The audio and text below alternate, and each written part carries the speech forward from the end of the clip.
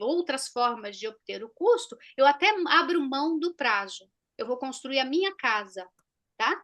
Eu abro mão do prazo para não sair acima do budget, porque eu não tenho mais recursos, porque eu tenho um salário fixo definido mensalmente, tenho outras despesas, e o que eu me programei, né, para investir nessa construção dessa casa corresponde a 10% do meu orçamento. Não dá mais para colocar, porque eu não tenho de onde tirar. Então, mas eu abro, às Exato. vezes, mão do prazo, tá? Então, não existe o que é pior. O que existe é o quê?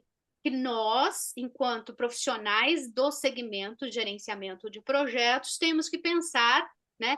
E pensar, discutirmos de antemão, a partir de um objetivo claramente definido, o que eu posso fazer com o que eu tenho de disponibilidade de prazo e de custos. O que dá para fazer? O que dá para fazer é o escopo.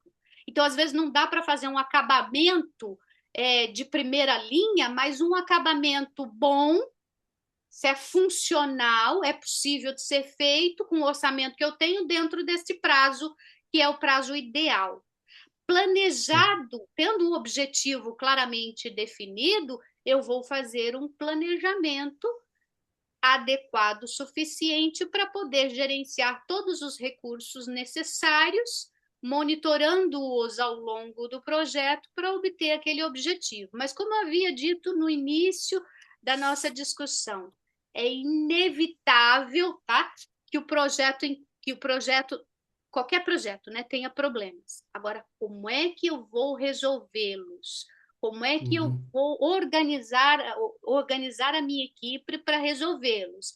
Daí a gente discute um outro problema, que é um problema como erro, né? Que é um erro comum nos projetos, que se você se alertar para isso e preparar todos os tomadores de decisão, preparando todos os tomadores de decisão para se comprometerem com essa questão, a gente pode reduzir os problemas e não atrasando e diminuindo a possibilidade do projeto terminar acima do budget.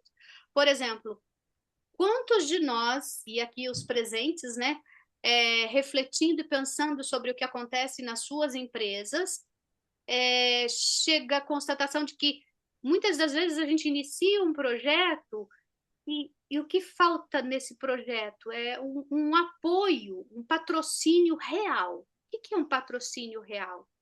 É o Ok. sponsor, é o diretor que aprova o projeto, mas ele não acompanha. Ok. Daí, quando você precisa das liberações para pagar um fornecedor, para comprar um novo recurso, ele não está disponível para assinar, para avaliar e para aprovar no tempo hábil para você dar continuidade ao projeto. Falta de patrocínio real, decisões ficam paradas na mesa de alguém. Quantas vezes isso aconteceu com você, Miguel, comigo e com os outros aqui Exato. presentes? Exato.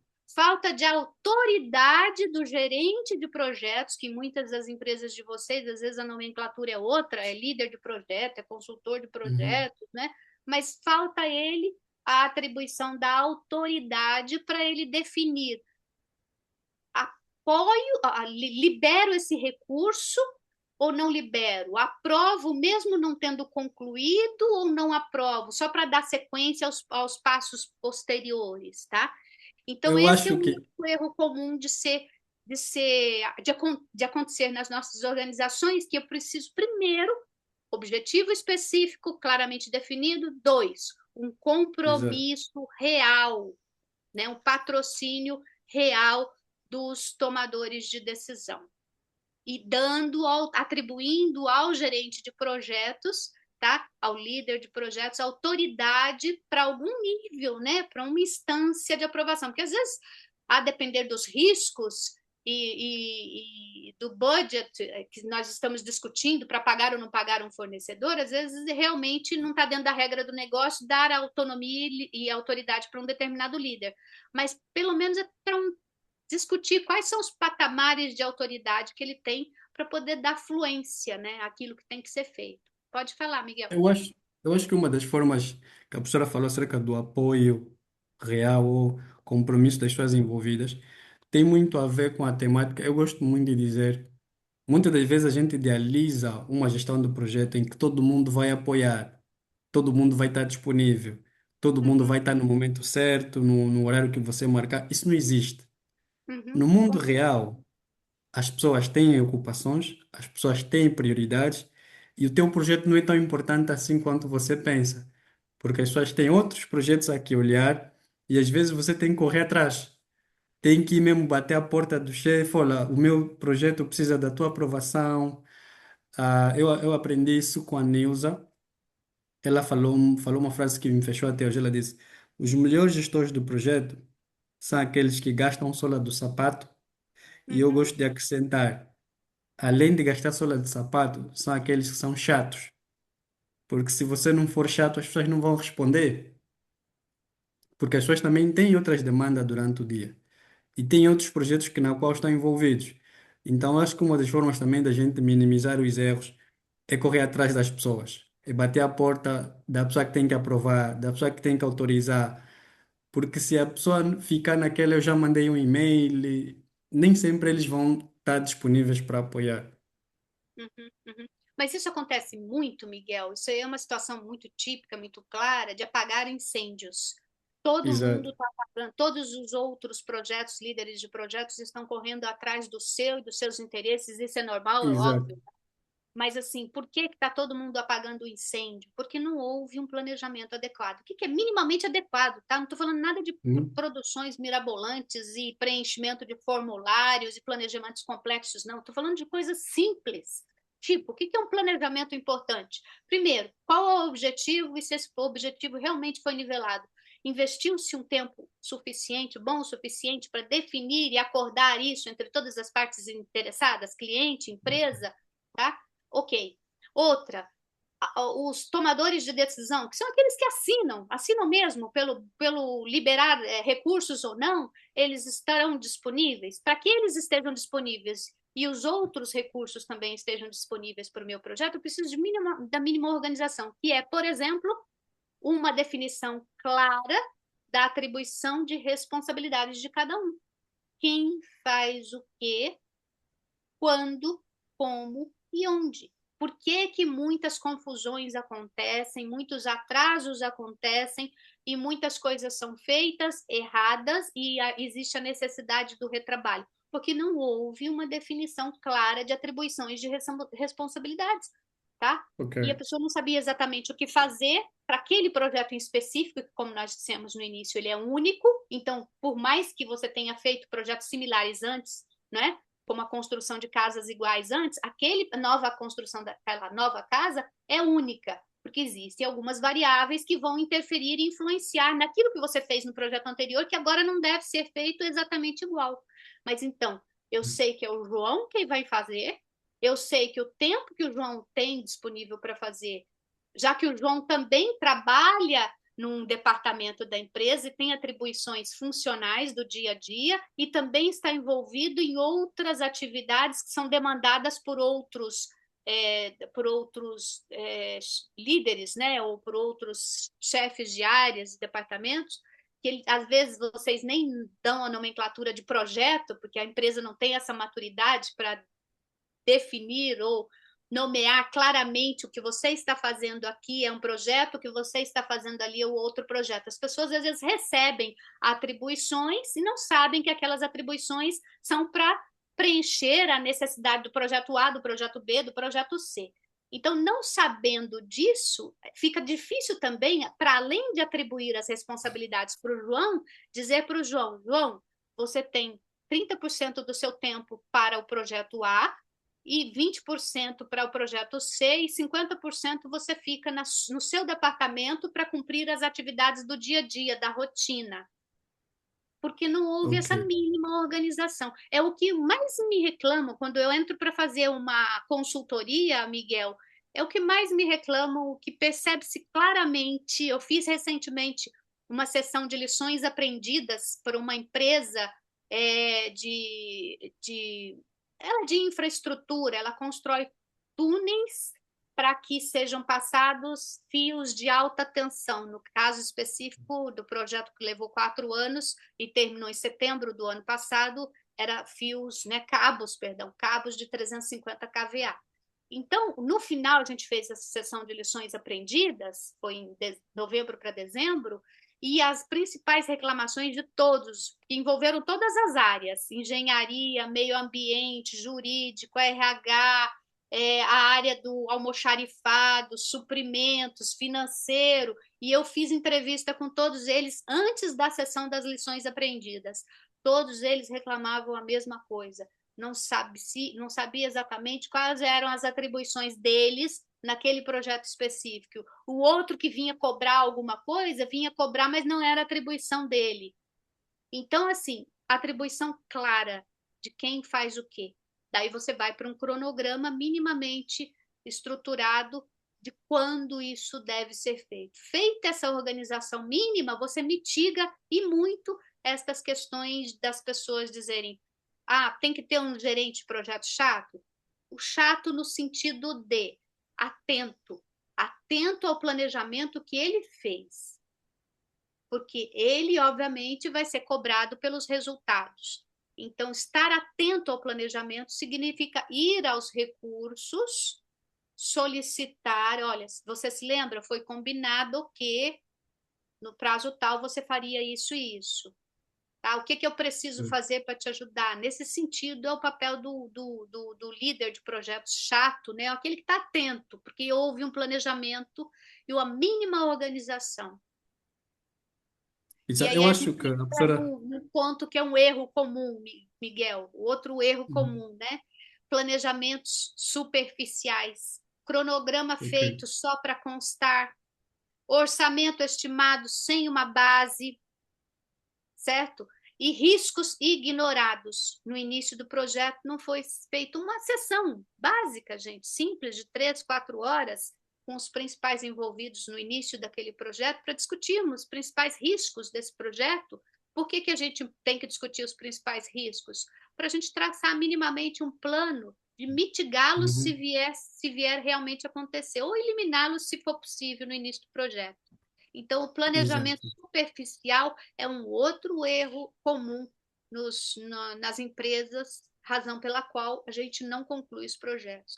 Por que, que nós estamos aqui discutindo tudo isso? Porque o objetivo das formações, das capacitações, é exatamente dar instrumentos para que os profissionais consigam se organizar, planejar, registrar minimamente aquilo que deve ser feito para se prepararem de antemão, né? E daí eu volto Uhum. àquela questão que eu fiz lá no começo, né? Problemas são inevitáveis. Agora, o que você prefere, né? Resolvê-los de uma maneira proativa ou só quando eles aparecerem? Se esperar aparecer, as consequências e as dificuldades para resolvê-los podem ser maiores, podem ser bem maiores, né? A Você professora queria falou falar? muito sobre definir responsabilidades. E o Fernando escreveu nos comentários sobre análise de interessados. Qual seria, tipo, qual é a relação que existe? Se eu tiver a definir responsabilidades, óbvio que eu tenho que fazer uma análise das pessoas interessadas. Queria que a professora falasse um bocadinho sobre essa fase em que eu estou a definir responsabilidades e também da questão de analisar quais são as partes interessadas. Qual é Uhum. essa relação ou qual é o impacto que isso tem? Nós estamos discutindo aqui uma série de variáveis, uma série de aspectos do projeto que correspondem ao que nós chamamos de boas práticas de gerenciamento de projetos. Quando a gente vai para a área de gestão dos stakeholders ou gestão das partes interessadas, a tradução, né, de stakeholders, nós falamos da importância de um bom líder de projetos, na verdade, um líder que tem uma maturidade de gerenciamento de projetos fundamentada em estudos, em práticas que foram testadas, né, por outras empresas e por outros profissionais, esse líder de projetos se prepara no sentido de, quando ele forma a equipe de projetos dele, daí eu Uhum. falo stakeholders internos, daí a gente vai falar dos stakeholders externos aos projetos, que direta ou indiretamente vão influenciar o meu projeto também. E a gente fala da importância de analisarmos estes stakeholders para descobrirmos coisas, questões acerca do perfil de cada um dos stakeholders. por exemplo, é uma pessoa curiosa, é uma pessoa interessada, é uma pessoa proativa, é uma pessoa dinâmica, ou é uma pessoa boa tecnicamente, mas ela é muito quieta, muito calada, introspectiva, ou é uma pessoa que está sempre do contra, tá? Ou é uma pessoa que, apesar de ser do contra, ela não demonstra isso, ela demonstra positivismo, mas na hora do vamos ver, ela não faz, né? Nós temos, então, pessoas que têm um perfil, às vezes, né, de, às vezes, boicotar um projeto, né, porque elas fingem uma coisa e, na verdade, são outras. E qual que é o papel de um bom líder do projeto? Conversar com ele, vou falar internamente primeiro, conversar com todos esses stakeholders internos. Às vezes eles já sabem, porque já trabalham naquela empresa há algum tempo e conhecem um pouco acerca do perfil delas. Por que que é importante? Porque eu preciso trabalhar o perfil dessas pessoas. Daquele não engajado, eu preciso torná-lo engajado ao projeto, porque um profissional engajado ao projeto, ele ajuda a identificar problemas e resolvê-los antes de que eles gerem lá para frente algo que seja difícil de ser controlado. E como é que eu vou fazendo isso ao longo do projeto? Como é que eu torno uma pessoa de não engajada para engajada? Isso é um exemplo, tá? Eu posso oferecer para ela, sabendo dessa questão, oferecer coisas que interessem a ela. Uma promoção ou um destaque dentro do projeto, né? Às vezes as pessoas se sentindo valorizadas no projeto, elas passam a se engajar mais, a se comprometer mais com os resultados daquilo. E conflitos? Ah, você tem um stakeholder que está gerando conflitos e estão, por conta disso, fazendo com que o projeto trave, né? Não deslanche. Como é que analisar esses, o que significa analisar stakeholders na questão do conflito? O que está acontecendo? Daí eu vou conversar com essa pessoa. O que está acontecendo? Como é que nós podemos resolver essa questão? Se o conflito é interpessoal, então eu, líder do projeto, vou colocar esse stakeholder em confronto com outro stakeholder para que eles, de forma franca, comigo como mediadora, trabalhem as questões para que eles possam, olha, o projeto é esse, a empresa é essa, vocês dois estão aqui. Como é que nós podemos resolver essas questões, se são técnicas ou se não são técnicas, para que nós possamos trabalhar juntos, porque não tem como fazer diferente. Então, líder, analisar os stakeholders para resolver essas questões, que são muitas das vezes outro erro, né, muito comum nas empresas, é colocar panos quentes e deixar passar, as coisas vão se resolvendo e no final vamos resolvendo o que tem que ser feito e vamos ignorar os conflitos internos, os problemas de comunicação, os problemas de falta de engajamento ou os problemas que são tipicamente humanos, né? Que às vezes são inerentes à vida, à questão individual que aquele profissional está passando naquele momento, que às vezes ele precisava de alguém simplesmente para ouvi-lo, tá? Eu estou insatisfeito por isso, eu tento fazer isso, tecnicamente eu tento, mas o colega, ele não dá prosseguimento, ou ele não me entrega o que eu preciso, eu já conversei outras vezes. Então, o líder de projeto precisa fazer essas análises de stakeholders para ir resolvendo. As coisas não se resolvem sozinhas. Algumas vezes sim, mas muitas vezes a importância de um bom líder de projeto é nesse sentido, resolver questões humanas, analisar como é que estão se comportando os stakeholders para poder ir resolvendo as questões à medida com que elas vão aparecendo. Não tente ignorá-las, porque o resultado disso daí a gente já conhece nos nossos projetos, né? E daí a gente Outra fala, coisa, foi um ponto importante, só mais um segundo, Miguel, perdão. Outro ponto importante, gestão fraca de stakeholders, né? Conflito, resolver a questão de conflitos de interesses. E quando a gente fala de interesses, não necessariamente são coisas ruins, não, são coisas que são pertinentes à natureza do ser humano. Agora eu tenho que resolver esse conflito de interesses entre o governo e a empresa, entre o cliente e a empresa, entre os fornecedores de matéria-prima, equipamentos e a empresa, entre os colaboradores internos do projeto e a empresa, entre os outros diretores dos outros departamentos que às vezes têm que compartilhar recursos com o meu projeto, certo? E entre esses diretores e o meu projeto. resolver essas questões de conflito de interesse. Hierarquia forte, pouca comunicação, uma comunicação é, que não é feita, então as pessoas ficam acumulando, acumulando, acumulando, até o momento que ou elas param de trabalhar ou elas começam a sabotar o projeto. Sabotar, mesmo que inconscientemente, o projeto, por quê? Porque houve uma falhas constantes, contínuas de comunicação. E mudanças políticas e mudanças institucionais que deixam as pessoas, às vezes, né, sem, sem estrutura para poder saber exatamente onde é que elas estão pisando para poder performar melhor. Então, uma gestão fraca de stakeholders é outro erro muito comum nos projetos que nós vamos trabalhar quando discutirmos as boas práticas de gerenciamento de projetos para orientar as pessoas em como se prepararem melhor neste quesito que é fundamental para o sucesso de qualquer projeto, que é o quesito humano, né?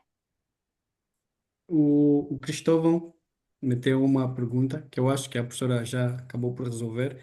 Para um bom projeto, quais são os pilares fundamentais? Já falamos hoje sobre, primeiro, um dos erros a evitar é uma das coisas que se deve fazer para se ter sucesso no projeto é sobre clareza no objetivo. Tens de ter clareza no objetivo do projeto que você vai entregar, clareza no escopo, ou seja, nas atividades que vão ser desenvolvidas, no objetivo, clareza no cronograma, quando o projeto deve ser entregue, quais são os milestones, ou seja, algumas datas críticas do projeto que no qual devem ser entregues algumas atividades, qual é o custo do projeto, esse é o primeiro aspecto. Segundo aspecto que a professora também falou, é o compromisso real das pessoas envolvidas, o apoio real dos envolvidos, dos stakeholders. Se você não tiver o apoio dos teus stakeholders e as chances de você ter sucesso são extremamente baixas. Terceiro aspecto, ter um mínimo de planejamento. Ok, já definiste qual é o objetivo do projeto, já definiste o cronograma do teu projeto, já definiste o custo do teu projeto. Faça um planejamento mínimo para você poder ter como vai se desenrolar esse projeto. É definir, outra coisa também que a professora falou, é definir responsabilidades.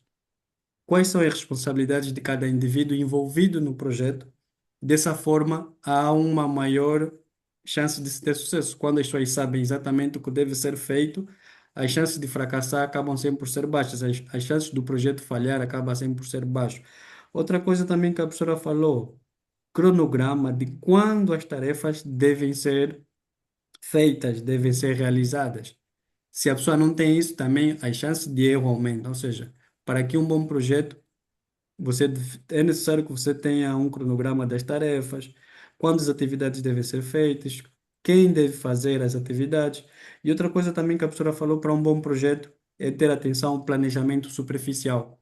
Aqueles planejamentos onde as pessoas não vão ao fundo, não realmente sentam e abordam o que é que se vai fazer.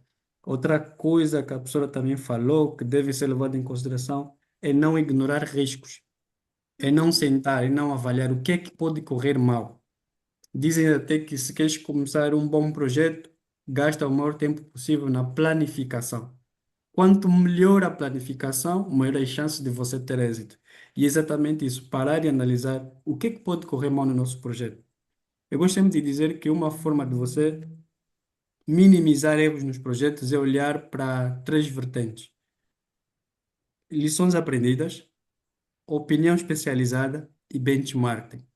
Porque as lições aprendidas vão nos ajudar a cometer menos erros com base nos erros que já cometemos e também com base nos erros que já aconteceram em projetos similares aos nossos.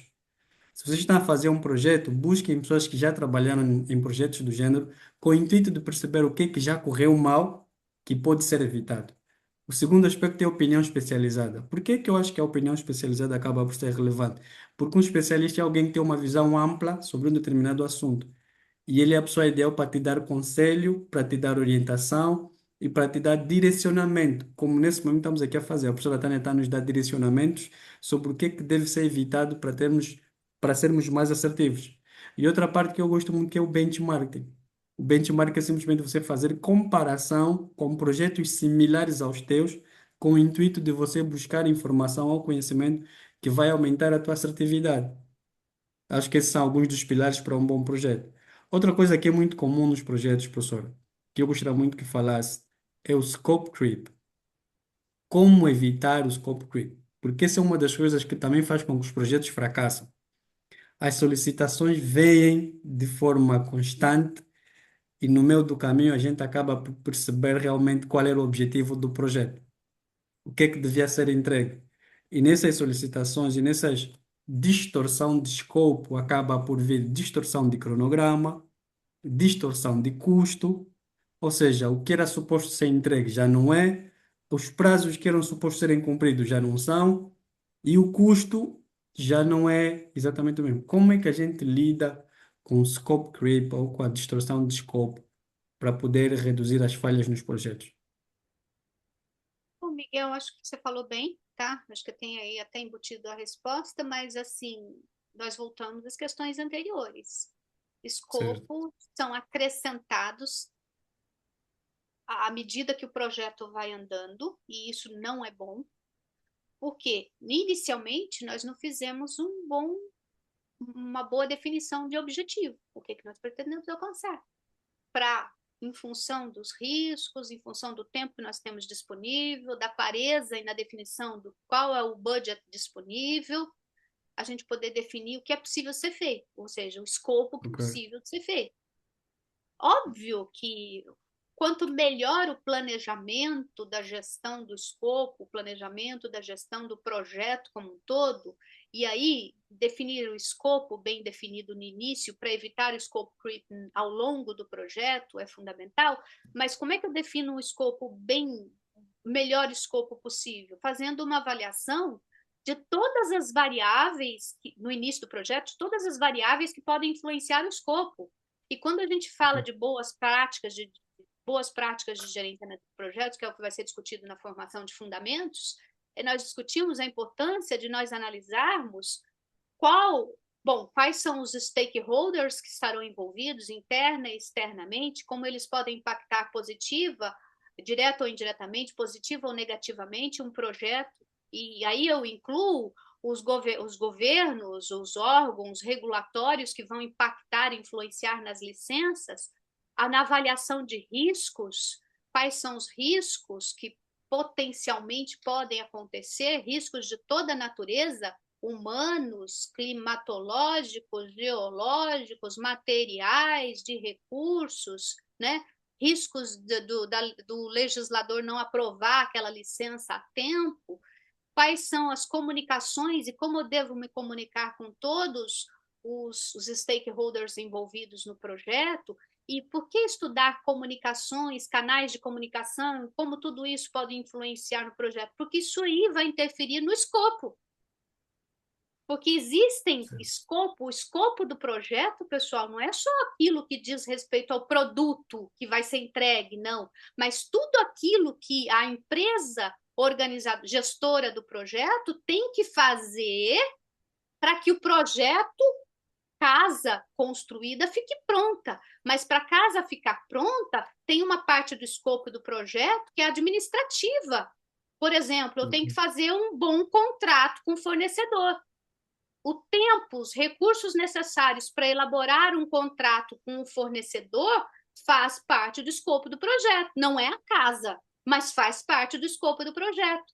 Então, existem pedaços do projeto, que nós chamamos de entregas, que fazem parte do projeto, que são administrativas, que são transparentes para o cliente. Ele não enxerga, mas elas fazem parte do escopo do projeto, porque vão consumir tempo, recursos da empresa gestora do projeto. Então, ela faz parte do escopo. Quando a gente constrói o que a gente chama, na linguagem de boas práticas de gerenciamento de projetos, de WBS, que é a estrutura analítica do projeto, que é pegar o projeto e dividi-lo em partes menores.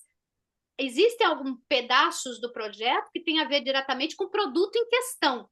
Por exemplo, uma parte menor de um projeto de construção de uma casa, um projeto arquitetônico, um projeto elétrico, um projeto hidráulico. Outra é a fundação, a alvenaria, a construção, é a mão na massa. Isso são pedaços que têm a ver com a construção da casa. Mas para construir a casa, eu preciso de contratar, planejar e contratar especialistas, pedreiros, né? Não preciso. Pessoas que vão participar da construção. este preparo, este planejamento, o ato de contratação destes profissionais demandam tempo, recurso, certo? Que tem que ser contemplado no escopo do projeto. Viagens para os especialistas fazerem benchmarking e aprenderem algo para trazer para esse meu projeto em questão, tá? Se eu estou falando de um projeto de desenvolvimento de uma vacina, é comum que cientistas viajem para fazer um curso rápido, para aprender alguma especialidade, porque o fornecedor de um equipamento lançou o equipamento, ele precisa viajar para aprender como manipular, usar aquele equipamento, e este preparo da viagem desse cientista, o budget para pagar essa viagem desse cientista, para ele aprender a usar aquele equipamento, que posteriormente vai ser comprado para o projeto, faz parte do escopo do projeto. Se estas questões não forem contempladas, então eu tenho parte do escopo administrativo, de gestão, e escopo para fazer monitoramento e controle. Porque às vezes eu preciso contratar auditorias, porque o projeto é muito grande, muito complexo, envolve um risco elevadíssimo e milhões de dólares, como vocês estão acostumados com os projetos de construção de plataformas de petróleo. Às vezes eu tenho que contratar uma auditoria externa para verificar ao longo do andamento da construção dessa plataforma se tudo está sendo realizado em conformidade com as normas de segurança no trabalho ou segurança ou legislação ambiental. Contrato auditorias externas, isso faz parte do escopo deste projeto de construção, de instalação dessa plataforma, que se não for contemplado, vai prejudicar o andamento do projeto, o prazo e o custo, e lá no meio você vai ter que acrescentar um escopo a mais, que é o scope creep, né?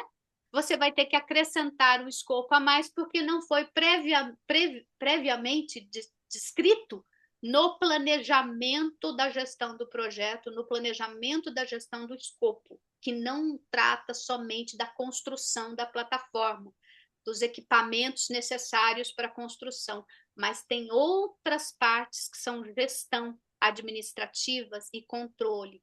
Elaboração de um contrato, por exemplo, tem que ser contemplado no escopo do projeto. Não sei se Pois é, atendeu ou então, respondeu, Miguel. o que a professora me fez entender é que nem sempre scope creep é uma coisa negativa. Também. Exato, eu basicamente entendi que, e faz sentido, nem sempre, é que as metodologias ágeis primam, Você tem que né? É que as evitar, tá bom, mudanças. Miguel? Evitar. Na Uhum, execução, em especial, scope creep, fazendo o melhor planejamento no início. Porque se certo. você tiver muito, acrescentar muito, né, coisas Muda o diferentes para projeto. serem feitas, você obviamente vai prejudicar o andamento do projeto e a estimativa de orçamento que você tinha. Exato, exato, exato, exato. Muito interessante. Agora, outra coisa, eu acho que o domínio das metodologias ágeis é uma forma de minimizar falhas no projeto.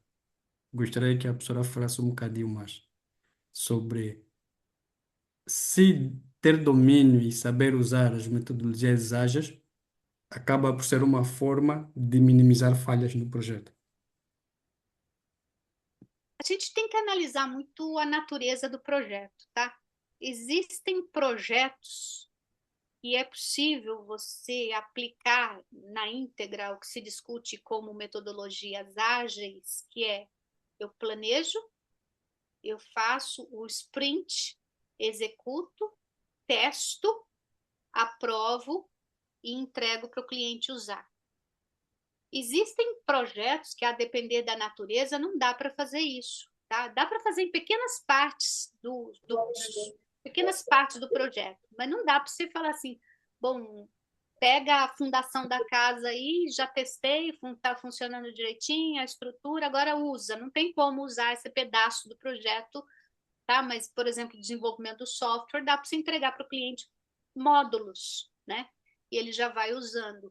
A metodologia ágil ela é interessante no sentido de que ela obriga, nas diferentes fases do projeto, quando você conhece, sabe usar essa metodologia, a reflexão de vamos planejar esse pedacinho, vamos executar esse pedacinho e já vamos conversando e alinhando com os clientes internos e externos, aprovado ou não. Mas isso demanda, Miguel, na grande maioria das vezes, um grau de maturidade em gerenciamento de projetos muito maior da parte de todos os stakeholders envolvidos, para isso funcionar bem. Tá? Mas é Ok. importante que ao longo do projeto eu faça assim: planeje, execute, alinhe e passe para a fase seguinte para evitar que eu vá descobrir um erro difícil de ser recuperado porque já andou muito, né, na frente para voltar para trás, fazer o retrabalho, tudo porque descobriu-se lá na frente que a base, a origem não foi bem feita, é muito pior. Então seria sim uma boa prática usar esses conceitos, né, do que é método ágil dentro de projetos que são projetos mais tradicionais, né? Exato, exato, exato. Eu acho que, como nós falamos no princípio, as falhas vão acontecer, mas a gente tem que saber minimizar o impacto dessas falhas, fazer com que elas não sejam tão drásticas que comprometam os objetivos do projeto. Para isso é que a gente faz uma análise de risco, com o intuito de ver o que é que vai correr mal, de formas a estabelecer respostas para mitigar esses riscos. Eu acho que é isso. Eu acho que para um bom projeto, para uma boa gestão de projeto, uma boa planificação acaba por ser fundamental. Ela não resolve tudo, mas minimiza. Sem Mas dúvida minimiza. alguma. Sem dúvida, uma boa planificação não resolve tudo, porque, como nós dissemos, no dia a dia dos projetos, questões e variáveis se alteram, né? Coisas simples, como mudanças climáticas, podem interferir para chegar a um fornecedor com determinado equipamento no seu local, né, de trabalho. Questões simples como essa, falta de energia, não estava previsto, mas pode impactar, sim. Mas, para além de planejar bem, é importante também, e é um outro erro comum que faltou ser mencionado, é o controle inexistente. As pessoas vão Como fazendo, vão assim? fazendo, vão fazendo. Se não há um acompanhamento físico-financeiro real, isso vai certamente gerar problemas, porque você não vai conseguir completar tudo que deve ser completado. Problemas são descobertos tarde demais, porque daí entra a discussão que você acabou de me pedir, né? Uma sugestão, né? Se metodologias ágeis podem, né? Quão importante elas são na condução do projeto. Eu falei, depende da natureza do projeto, em alguns projetos elas são mais aplicáveis do que outros, mas o conceito, a essência das metodologias ágeis vão bater nessa questão aí. Problemas são descobertos tarde demais. Usando os princípios da metodologia ágil, eu planejo, eu executo, eu valido com todas as partes envolvidas, porque ao validar aquele pedacinho, eu não passo para frente com coisas erradas feitas anteriormente, tá? Ou seja, problemas que foram descobertos tarde demais. Usar esses princípios é fundamental. E as decisões que são reativas, nunca preventivas. Quando que as decisões são mais reativas do que preventivas? Quando não houve planejamento, porque elas me pegaram de surpresa. À medida que o problema aconteceu, eu fui resolver. Isso é o que, na linguagem de muitos de nós, é o tal do apagar o incêndio. Ok. É uma decisão reativa, resolver algo que deu problema, porque deu problema, não tem o que fazer. Mas eu tinha que ter mitigado isso, ter acontecido com um planejamento um pouco mais estruturado, né? A começar de uma definição clara do que fazer e quem faz o que, quando e onde. Que é a definição clara dos stakeholders, né? Das responsabilidades dos stakeholders, tá? Exato, E uma exato. Eu falta acho de... que isso, Perdão, pode falar. eu acho que o que a professora falou acaba por ser uma cereja no topo do bolo com base naquilo que nós já dissemos. Falamos sobre clareza nos objetivos, compromisso real, apoio dos envolvidos, ter um mínimo de planejamento, definir responsabilidades, Uhum, cronograma das tarefas, quando devem ser feitas, quem deve fazer, fazer um levantamento dos riscos e fazer o acompanhamento real do projeto. Uhum. Porque se a gente não fazer um acompanhamento real, a gente não sabe se estamos no caminho certo ou não, se estamos a atingir os marcos ou não, se estamos a atingir os objetivos ou não. Eu acho que também a falta de acompanhamento é que nenhuma verificação ou validação do trabalho em si que está a ser desenvolvido pelo projeto. Acho que essa é muito boa, a questão Um do controle, acompanhamento. não é, Miguel? Porque daí, quando a Exato, gente fala de boas práticas de gerenciamento de projetos, a gente está falando da gestão da qualidade do projeto. Quando a gente fala da gestão da qualidade do projeto, nós estamos falando de métricas e padrões que devem ser cumpridos, né, para atender aos interesses de quem contratou o projeto, para você não desperdiçar tempo e dinheiro fazendo aquilo que não deveria ter sido feito, né, porque está diferente das métricas e dos padrões e dos planejamentos, e para você também não incorrer em falhas, que é o descumprimento de questões legislativas, normativas, exato, regulatórias, não é? Então é fundamental. E para nos ajudar também nesse sentido, e que também corresponde a um dos problemas, né, e erros comuns nas empresas, é a falta de uma metodologia mínima. O que é exato. método?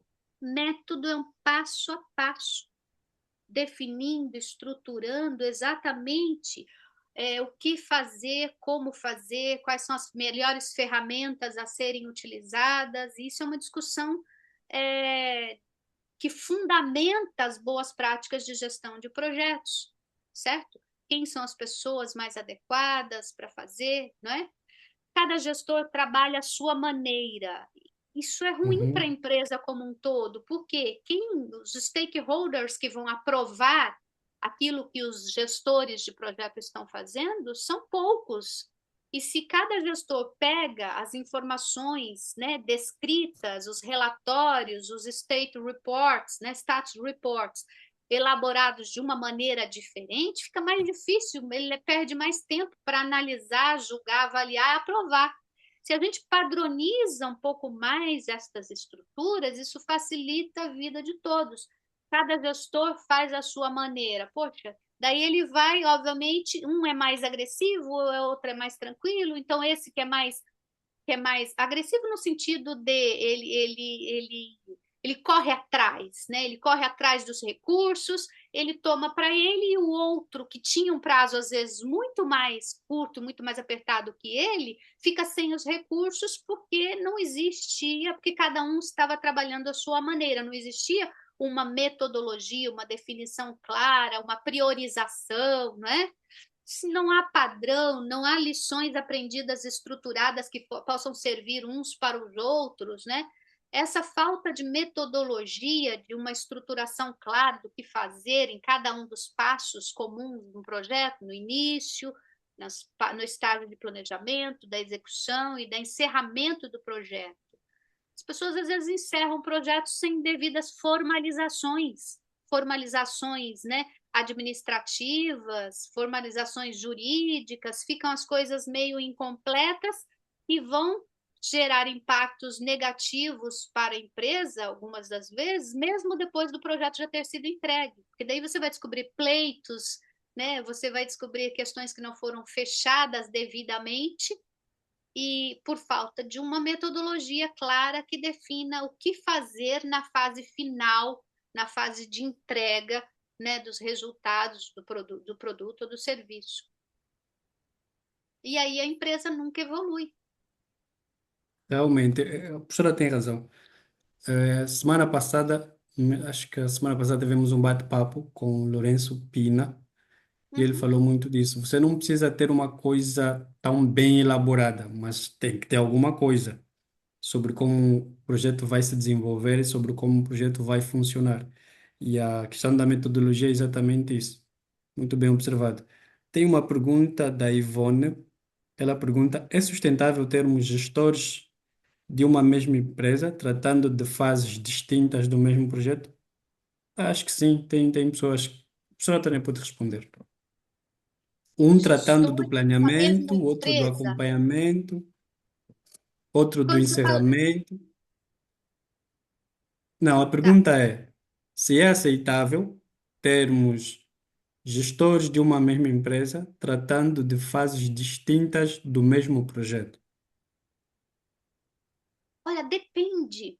Primeiro, quando você fala de gestores, eu vou pensar em dois tipos de gestores. Eu tenho os gestores funcionais, que são os gestores dos departamentos, que muitas das vezes também são incumbidos de gerir projetos, que por natureza são multidisciplinares, dependem de recursos dos demais departamentos. Então, se esse gestor, ele é gestor da área funcional do departamento e em paralelo ele também é gestor do projeto, ele tem aí uma dificuldade maior porque ele tem que conciliar dois desafios, metas do departamento e metas do projeto. E, ao mesmo tempo, ele está gerindo projetos em diferentes fases, tá? O bom é que, se ele tiver maturidade, experiência na natureza daquele projeto e maturidade em gestão tem muito a ver com a capacidade dele de organizar os recursos, de planear, de lidar com documentos, registros, monitoramentos, com a capacidade dele de lidar com pessoas, tá? É bom que esse gestor pegue um projeto e vá do começo ao fim, porque ele entende a lógica, ele já está acostumado com as pessoas, mesmo que as pessoas, os grupos de pessoas mudem de fase para fase, porque é normal, né? Tem um grupo de pessoas que é mais especializada em planejamento, em projeto, e outros mais em execução, com a mão na massa, e outros ficam mais para medir a qualidade, fazer os testes, né? Cada um dentro das suas especialidades. Mas se esse gestor pega do começo ao fim, a depender da maturidade dele, é bom, porque ele já tem na cabeça dele a lógica de tudo aquilo, de como se relacionar com os fornecedores externos que trazem matéria-prima, serviços, equipamentos. É bom. Mas assim, daí, como é que é o nome da pessoa que fez a pergunta, perdão? Ivone. Ivone, se você está falando de um projeto de grande complexidade, tá? De um alto orçamento, de alto risco, que pode impactar a imagem da empresa em Angola inteira. Tá? É um projeto de grande complexidade. Construção de uma usina hidrelétrica que pode impactar, inclusive, várias pessoas do entorno, da comunidade, porque se rachar uma daquelas barreiras, isso pode impactar negativamente várias pessoas. Então, existem riscos elevadíssimos, né? Então, quando eu estou falando de projetos de altíssima complexidade, a gente dá o nome de programa. O que é um programa? É um projeto de grande complexidade que provavelmente foi subdividido em projetos menores. Cada projeto menor tem objetivos específicos que são alinhados ao objetivo geral do programa, construção da usina hidrelétrica número 4 de Angola. Então, esse projeto com grande complexidade tem, obviamente, as diferentes fases. Não é recomendado um único líder ou gestor de projeto para ele, porque ele não dá conta de lidar com a quantidade de questões, problemas, organização de recursos, fornecedores, interesses de todos os aspectos deste projeto de grande complexidade, tá? Então é bom se subdivida esse projetão, que a gente chama de programa, em projetos menores, e cada projeto menor seja incumbido, delegado a ele um líder de projeto específico que fica provavelmente com uma fase diferente do projeto. Tá? Então depende, a resposta depende. Então, Ivone, o ideal é que tenha um único gestor para todas as fases, mas nem sempre é possível em função da complexidade do projeto.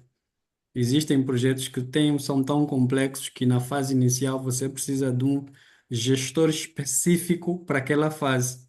E durante a fase intermédia, você também precisa de um outro e na conclusão outro. O ideal seria que tivesse apenas um, mas devido à complexidade e às características do projeto, às vezes é necessário ter essa necessidade de ter vários projetos. Acredito que a tua resposta foi respondida. Hum. Ah, Olha, sobre uma plataforma para aprofundar os conhecimentos, não tenho como lhe indicar, mas como nós já estamos acima da hora, já são 21h30, só queria dar a conhecer que a professora Tânia é a formadora para a formação de fundamentos de gestão de projetos, que vai ter início na terça-feira, dia 24 de fevereiro. Então, para aquelas pessoas que querem explorar mais sobre projetos, gestão de projetos, a oportunidade começa na terça-feira. Vocês vão poder estar com a professora Tânia durante 6 encontros, das 19 às 22, e vão poder explorar um bocadinho mais sobre esse universo da gestão do projeto. E acredito que vai ser uma experiência boa para vocês. Façam parte, recomendo, para vocês poderem aprender muito mais com a professora Tânia. Ela vai partilhar muito, mas muito mais informação nesses 6 encontros e vai ser muito bom para a vossa carreira como gestores de projeto, como profissionais, como pessoas que atuam em projeto. Não sei se a professora Tânia tem mais alguma coisa a dizer, esteja à vontade. Bom, Miguel, só para complementar acerca da formação, né, que se inicia semana Uhum. que vem, eu tenho por método, né, de trabalho também, em especial formações de curta duração como essa, trazer informações e práticas, tá, que sejam muito é, fáceis de serem implantadas no dia seguinte, tá?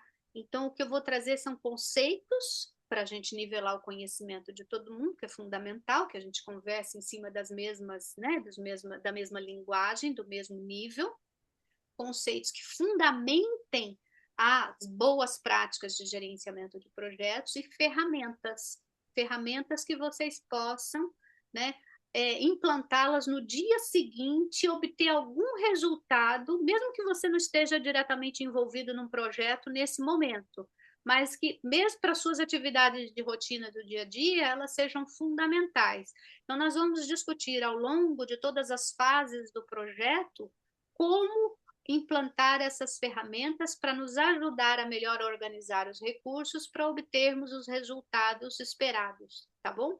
E estas ferramentas, uma das ferramentas que a gente vai trabalhar é com o método Canvas, que nos permite colocar vários stakeholders de frente de uma questão, de um objetivo específico, refinando e trocando informações. Então, em paralelo com as ferramentas de gerenciamento de projetos, a gente vai trabalhar uma outra ferramenta que é para ajudar a aglutinar tudo isso daí.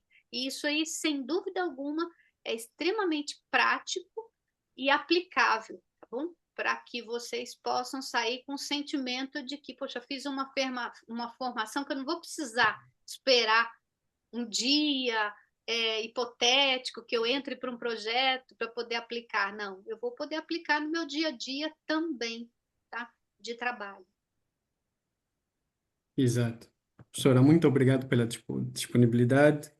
Foi muito bom o bate-papo, eu por acaso gostei, fiz os meus apontamentos.